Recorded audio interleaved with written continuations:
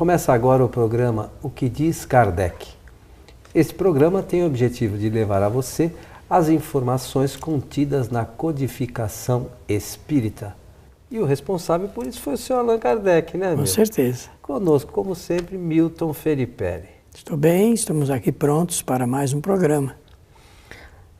Meu amigo Milton, fizemos um programa recentemente e recebemos aqui uma questão relacionada à mediunidade. Como os espíritos podem se comunicar com os seres encarnados, né? E aqui no livro O que é o Espiritismo, nós vamos ver, evidente que tem outros locais, o livro dos médiuns, com certeza. Mas o livro O que é o Espiritismo, é o primeiro livro indicado por Kardec para que nós iniciássemos os estudos da doutrina espírita. Então diz o seguinte, a questão número 80. Os bons espíritos se comunicam mais ou menos voluntariamente por tal ou tal médium, segundo sua simpatia por seu próprio espírito. O que constitui a qualidade de um médium não é a facilidade com a qual obtém as comunicações, mas sua aptidão de não receber senão boas e não ser joguetes de espíritos levianos e enganadores. Kardec, além de mostrar aí o meio, né, o modus operandi, né, o processo, no início, ele já aproveita para dar uma orientação aí relacionada com o comportamento do médium. Muito interessante. Mas eu queria pedir licença a você para antes falar sobre esse livro, que é o Espiritismo. Por favor. Por quê? Porque Allan Kardec escreveu esse livro. Ele produziu o texto ali, criando os personagens, né? Sobretudo no início, né? Você está falando. Isso, no início. Exatamente para fazer uma apresentação da doutrina. Tinha sido já lançado o Livro dos Espíritos em 1857 e no ano seguinte, então, ele aproveita para oferecer lá em Paris, às editoras, um opúsculo, né? Porque isso é um livretozinho muito interessante, muito oportuno para as pessoas terem uma ideia da doutrina e de suas bases fundamentais. Então, e só uma questão. Em algumas edições no Brasil, junto com o livro que é o Espiritismo, nós encontraremos também o livro O Espiritismo em sua mais simples expressão. Isso. Que também é um resumo, um resumo, né? Um substrato. Doutrinário, né? Isso mesmo, é muito interessante isso daí. E a gente tem que ler para compreender bem com particular interesse. Se a pessoa não tiver interesse, ela não vai conseguir extrair o que há de melhor nessa obra. Pois bem, se o assunto de quem assistiu o nosso programa sobre mediunidade é entender como é que funciona a ligação dos espíritos para com os encarnados, sabe por quê? Nós falamos muito da ligação dos encarnados com os espíritos. Eu acho que a pessoa então quer saber como é que eles produzem também pela linha inversa a ligação com os encarnados. Eu penso assim. Bem, então vamos do ponto de vista mecânico ou da mecânica dizer o seguinte: para que haja uma comunicação mediúnica é preciso que haja emissão de pensamentos, no caso aqui, de espíritos endereçando os pensamentos a um determinado médium. A esta recepção, depois dos pensamentos entrar numa perfeita sintonia, acho que fica fácil dizer assim. Então há um entendimento pela lei da sintonia, depois da aproximação e em seguida do envolvimento. E a conclusão é a manifestação. Quando Kardec fala desse envolvimento, ele vai criar uma imagem. E a imagem que ele criou foi de uma pessoa, ou no caso de um espírito, jogando um manto e envolvendo totalmente a outra pessoa. É preciso que haja isso? Claro, porque no fundo nós nos aproximamos pela aproximação dos nossos perispíritos. O espírito desencarnado com o seu perispírito, ele vai se aproximando do perispírito do médium, que é um ser encarnado. E é por esse meio, por essa mecânica, que dos dois perispíritos é que é possível ocorrer a manifestação. Então, só para a gente deixar claro, os nossos amigos, por vezes, tem algumas pessoas que não estão muito familiarizadas com os termos. É verdade. Que vem a ser o perispírito. Muito obrigado. O perispírito é o corpo espiritual do espírito, encarnado ou desencarnado. Todos nós, todos os seres do planeta, têm dois corpos, o corpo físico e o corpo fluídico. O perispírito ele é formado de aglutinação de fluidos, moléculas de fluidos, porque o fluido é uma matéria também. Então, aquele áurido fluido cósmico universal. Isso, e do ambiente onde o espírito vai residir, vai habitar. Então é importante, o espírito tem, no caso do nosso planeta, dois corpos. O físico e o fluídico. O espírito desencarnado, não tendo o corpo físico, só tem um corpo, que é o corpo fluídico. E é por esse intermédio que ocorre, então, essa que eu chamei depois da ligação de pensamentos, o estreitamento pela sintonia, porque não havendo sintonia, não há como, inclusive, ocorrer uma manifestação. Mas só uma questão, esse corpo fluídico não tem órgão, ele é só fluido. É só fluido, claro. Não existe órgão, qualquer coisa do gênero, não tem nada, nenhuma relação com o corpo físico. Nem pode respirar o ar, porque não tendo o complexo de respiração. Não tem... Não fala como nós falamos, porque não é tudo pelo pensamento. Reverberação da voz, do som, né, da voz. Só o pensamento, se liga com o pensamento. Por isso que eu citei que o espírito emite o pensamento, aceita o pensamento, então começa esse processo de sintonia, aproximação, envolvimento, manifestação. Estou lembrando aqui, se eu estiver errado, por favor, você me corrige. Para quem quiser entender um pouco sobre essas sensações do espírito, leia a questão 257 do Livro dos Espíritos, né? Mesmo. Que fala dessas questões das sensações. É uma teoria doutrinária apresentada por Kardec, que eu nem sei por que ele chamou... ele chamou de ensaio teórico, mas com base na observação, né? Com base... ele diz que ele acompanhou milhares de espíritos. Portanto, não é um espírito, no caso Allan Kardec, escrevendo, levantando uma teoria, uma suposição, uma especulação. Não, pela observação que ele acompanhou através de milhares de espíritos. Se eu não me engano, seria a leitura interessante, claro que do Livro dos Espíritos na íntegra, né, o estudo, mas para quem quer se atentar a esses detalhes, se eu não me engano, é a partir da pergunta 247 que ele vem abordando algumas questões e que resulta depois nessa 257. apresentação. Isso mesmo, exatamente isso daí. Desculpe a interrupção. Não, é excelente. A pessoa precisa conhecer para ela fundamentar o seu raciocínio em algo lógico, porque senão fica apenas sob a mercê do que espíritos, do ponto de vista individual, escreve sobre a matéria. Mas voltando à questão desta ligação dos espíritos pelo perispírito. Que então pensar sempre assim, um espírito para poder se comunicar com o médium, ele emite pensamentos. E pensamentos, hoje a própria ciência está aceitando a teoria das ondas eletromagnéticas, de forma que não ficará difícil a gente entender que o pensamento, ele realmente... está sendo utilizado para experiências fantásticas usando chips no corpo físico, para que através do pensamento o indivíduo que sofra de doenças, de atrofias e a paraplegia, ele consiga movimentar equipamentos como a cadeira e tudo mais, né? Hoje se faz essas experiências. Então veja a força do pensamento. Então, mas é só uma questão que também é importante para a gente deixar claro aqui. Quem pensa é o espírito. Com certeza. O espírito, ele é detentor de ferramentas de trabalho para a sua evolução. Ele é detentor de qualidades, detentor de atributos essenciais para a sua evolução. Esses atributos são a inteligência, a vontade e o pensamento. Portanto, o pensamento é um desses 3 atributos essenciais.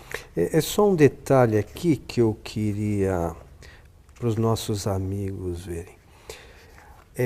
Que está relacionado a essa questão do pensamento. Onde é a sede da alma? Né? Que é o espírito, a alma é o corpo com o perispírito, né? O espírito e o perispírito, é isso? Sim. O Kardec usa o termo alma quando o espírito está encarnado. Né? Isso. Tá. Então, só para a gente entender. A alma não está, como se acredita geralmente, localizado em uma parte do corpo. Ou seja, o espírito em si não está localizado em uma parte do corpo. Ela forma com o perispírito um todo fluídico, impenetrável, se assimilando ao corpo inteiro, com o qual ela constitui um ser complexo, da qual a morte não é, de alguma sorte, senão um desdobramento. Podem-se figurar 2 corpos semelhantes, penetrados um pelo outro, confundidos durante a vida e separados depois da morte. Na morte, um é destruído, que é o físico, e o outro é permanente. Então, o que é interessante desta afirmativa aqui é que a alma não está, como se acredita, localizada em uma parte do corpo. Por que isso? Porque antes de nascer o espírito... Perdão, questão 108 desse mesmo livro que é o Espiritismo. Muito antes do Espiritismo nascer, ele nasceu em 1857. Antes do Espiritismo nascer, existia já essa teoria de onde se localiza a alma no corpo. Então, existem muitas ideias, teorias. E os fisiologistas desse tempo faziam a dissecação, inclusive, de cadáveres, procurando no cérebro, em outros órgãos, a localização para a alma. Veja você que essa coisa é bastante antiga, não é? E acontece que o Espiritismo veio, então, ilustrar e explicar direitinho que a alma não se encontra localizada, por exemplo, no cérebro. Não adianta procurar a alma aqui. Por quê? Porque o Espiritismo diz que a alma, o espírito, ele, no processo da reencarnação, ele, quando vai reencarnar, durante a gestação, ele une molécula a molécula do seu perispírito com molécula a molécula do corpo que vai nascer, que ainda vai estar em processo de criação. Então é esse casamento, por isso que ele fala aí dessa união, é o que estabelece a ligação do espírito com o corpo físico. Como o espírito não está grudado no perispírito, ele faz um processo de irradiação. Ele irradia através do seu perispírito e por esse processo de irradiação ele coordena o corpo físico. O espírito, pelo perispírito, irradia no corpo físico. Isso mesmo. Então, tudo aquilo que a gente acha que nós estamos pensando é o espírito que pensa, não é o corpo físico que pensa. O corpo não pensa nada. Quando a gente diz assim, olha, eu estou com o meu pé doendo, claro que não é o pé que dói, mas é um processo de telegrafia, não é isso? E hoje a ciência mostra muito bem isso, que chega no cérebro e como o espírito está ligado inteiramente através do perispírito, fica fácil ele obter registro dessa sensação de dor. E é rápido isso, não é? É bem rápido, né? É muito rápido. Tanto que quando a gente dá uma martelada no dedo, no mesmo instante que o martelo bate no dedo, o espírito sente a dor. Ela reflete. Enfim, voltando novamente, interromper de novo, essa questão da ligação do perispírito.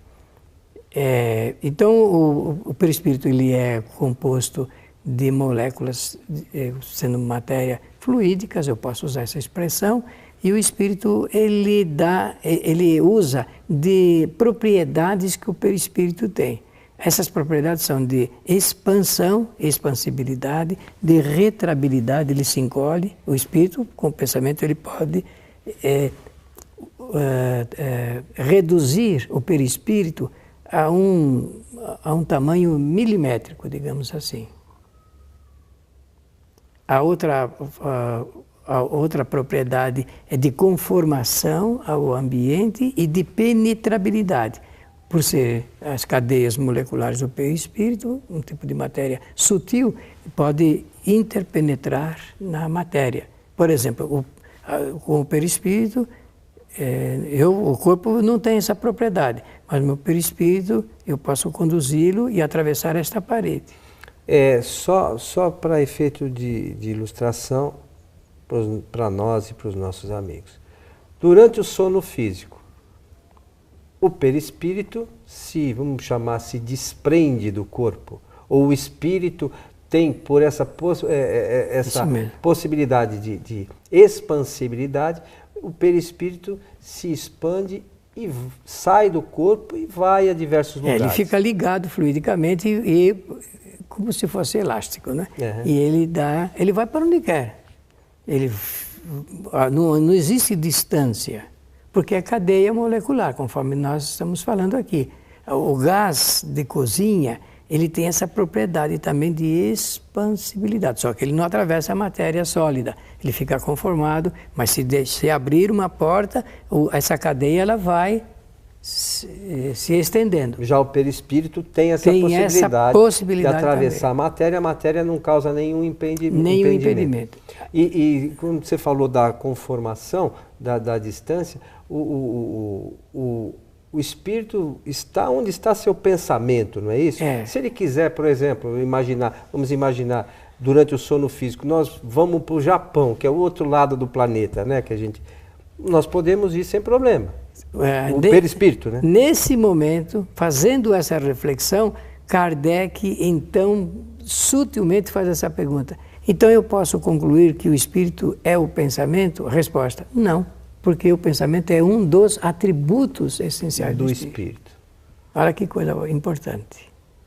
Então, essa ligação dos espíritos com os encarnados e também dos encarnados com os espíritos, né? Esse caminho se dá sempre por esse processo de ligação do perispírito. Perispírito. Sempre pensar assim, não existe ligação de espírito para espírito sem que haja ligação de dois perispíritos. E o perispírito é fluido. É fluido. Então, o corpo, aqui na Terra, existe uma outra questão, rapidinho, que nós estamos até chegando no final do nosso programa. Kardec, em um certo momento, que diz que nos diversos orbes, o perispírito é diferente, né? Um é mais sutil, o outro é menos sutil. Mas na Terra, vamos imaginar, os encarnados, o perispírito deles é tudo igual também? Não. Varia de acordo com a condição moral. Por exemplo, está ligado à evolução do espírito. É evidente. O corpo, segundo a ciência, o corpo humano, ele é constituído de 101 elementos químicos. E isto é para todos os corpos. Mas no perispírito não é assim. Cada ser tem um perispírito diferente do outro, porque cada um agrega partículas da matéria fluídica do ambiente de acordo com a sua condição moral ou evolução, conforme você usou a expressão agora. E mais uma questão, Milton, sobre ainda o perispírito. O espírito pode dar ao perispírito a forma que ele quiser. Com o pensamento. Com o pensamento. Se ele quiser, por exemplo, aparecer para nós aqui, vamos imaginar que aparecesse um espírito que quisesse se mostrar aqui como uma pedra, ele poderia? Com certeza. Com certeza. Então a gente acha como que é uma pedra, mas é um animal, um bicho. É por esse mecanismo que os espíritos costumam assustar as pessoas vulneráveis em estado de sono. Interessante, né? A pessoa diz assim, eu tive um pesadelo, uns quadros, não sei o quê. É tudo provocado por esse meio das imagens produzidas fluidicamente pelos espíritos. Que se mostram daquela forma e a pessoa, o espírito que está, o encarnado que está no sono físico e está lá desprendido num certo local, ele imagina que aquilo é... Pessoa temerosa, medrosa, vulnerável, né? Então fica assustado. Eu tenho mais um minuto? Por favor. E dizer que quando nós estamos falando muito de fluido, fluido é uma palavra que existe muito antes da doutrina espírita nascer. E Allan Kardec usou esse termo para designar todos os demais estados da matéria, a não ser os 4 estados que nós conhecemos aqui na Terra: sólido, líquido, gasoso e radiante. Esses são os estados conhecidos. Os demais, o Espiritismo chama de fluidos, por uma designação apenas de acomodar aí uma convenção, porque não havia uma palavra, quem sabe, para designar ao certo o nome dessa matéria.